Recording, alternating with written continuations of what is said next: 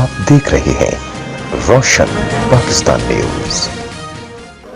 خیبر پختونخوا کے میرے غیور اور بہادر بھائیوں، میں آپ کے لیے کوٹ لکھپت جیل سے نواز شریف کا سلام لایا ہوں۔ آج نواز شریف نے کہا کہ میں نے آپ سے وعدہ کیا تھا خیبر پختونخوا سے کہ آپ کو امن دوں گا اور فاٹا کو خیبر پختونخوا میں شامل کروں گا۔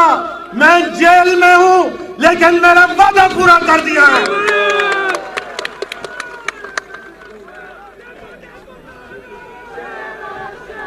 میرے بھائیوں، آج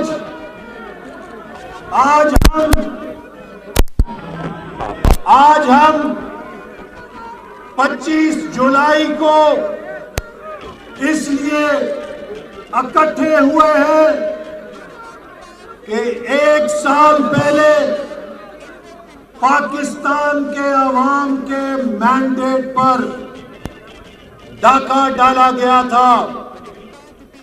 ایک سلیکٹ حکومت، ایک سلیکٹ وزیر اعظم ان پر مسلط کیا گیا۔ آج 1 سال کے بعد اس سلیکٹ پرائم منسٹر نے پاکستان کا حلیہ بگاڑ کے رکھ دیا ہے۔ آج اگر آپ نظر ڈالیں تو ملک کی معیشت تباہی کے کنارے پہ کھڑی ہے۔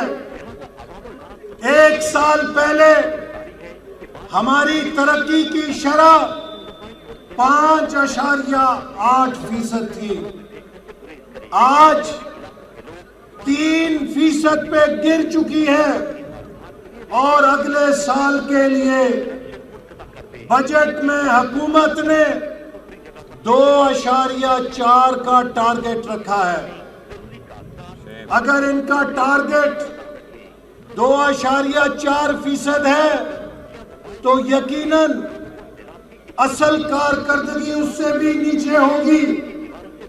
میرے بھائیوں، جس ملک میں آبادی بڑھنے کی شرح 2.4% ہو، وہاں پہ اگر ترقی کی شرح بھی 2.4 یا اس سے کم ہوگی تو اس کا مطلب ہے کہ وہ ملک 0 ترقی کر رہا ہے۔ اور 20 لاکھ نوجوان جو ہر سال مارکیٹ میں نوکری کے لیے آئیں گے، جب کارخانے بند ہو رہے ہیں، جب کاروبار بند ہو رہے ہیں، تو نوجوانوں کو روزگار کہاں سے ملے گا؟ 2013 میں اس ملک کے اندر 18-20 گھنٹے لوڈ شیڈنگ ہوتی تھی۔ اس ملک کا پہیہ بند تھا۔ اس ملک میں ہر روز خودکش بمبار پاکستانیوں کی لاشیں نیچے گراتے تھے، اور ہمارے لوگوں کے کندھے لاشیں اٹھا اٹھا کے تھک گئے تھے، اور ہمارے پختون بھائیوں نے سب سے زیادہ قربانی دی۔